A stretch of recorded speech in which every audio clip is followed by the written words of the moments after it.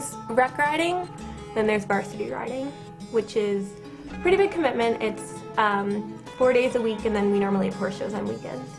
Rec riding is great for people who maybe don't want as much competitive pressure or just want to try something out. But varsity riding is a great option if you want to compete and really push your limits as a rider, since we have both a hunt seat and a Western team, and we compete interscholastically, so against other high schools and people our age, and also in the A-circuit horse shows, which is very competitive. Rec riding student that rides the maximum rec riding would be 4 to 5 hours a week. A varsity student, if they rode on both competitive teams and horse showed per week, could ride up to 15 or 20 hours a week on any given week with a competition. I ride every day. We all ride every day from 3 o'clock to 6. So it is a big commitment. So I think that if you really are committed to something and if you really want something, you just gotta do it. Okay, Kate, your reins have gotten a little long, just a little long. Good. Brittany, that's plenty. Softer outside rein. Try to keep that steady rhythm at the canter.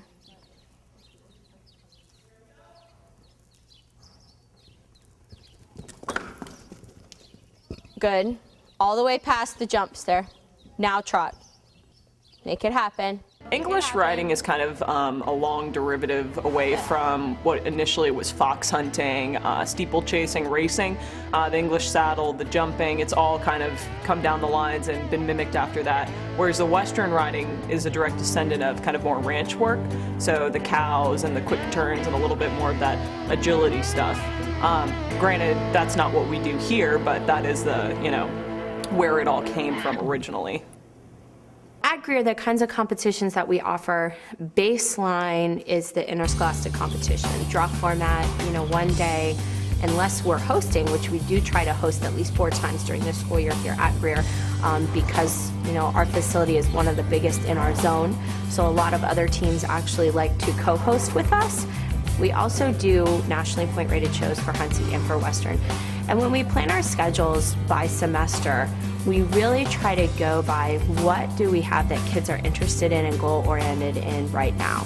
If we need to do more Western at any given time, we'll put it in. If we, for instance, have a child that really wants to chase points in a particular venue, we will add that venue in.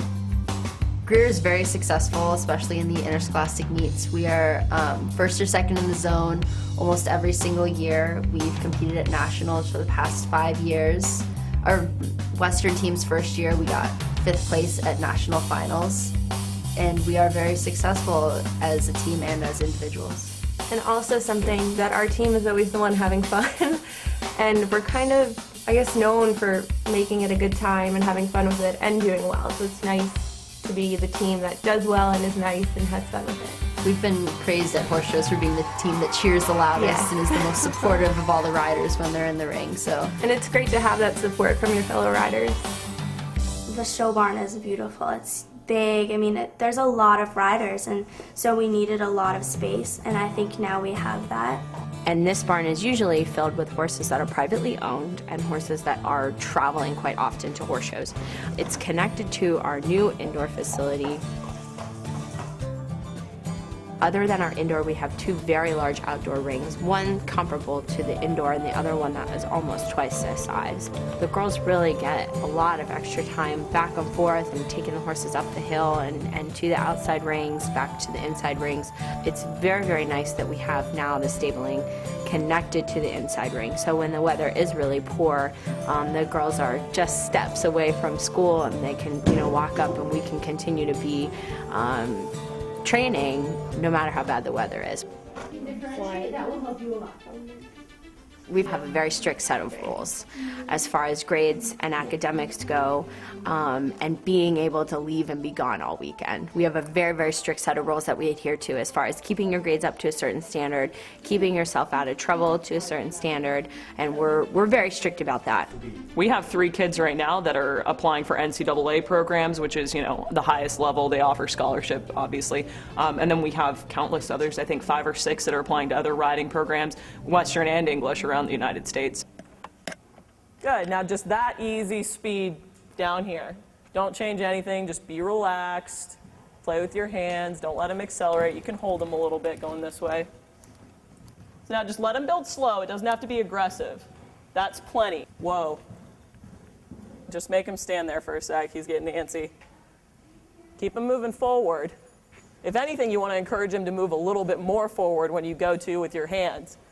The riding program really teaches us how to be responsible Good. and how to work together as a team and as individuals. You know, we have to take care of our own horses. You have horse assignments, and you have to clean their stall and clean their tack and take care of all of, that messy stuff that maybe it's not the most fun thing, but it's something that needs to be done, and you have to really be held accountable for that.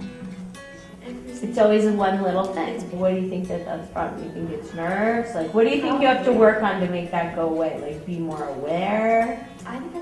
Another great part about the riding program and really helping you later in life is that you have the ability to set goals and really see them through.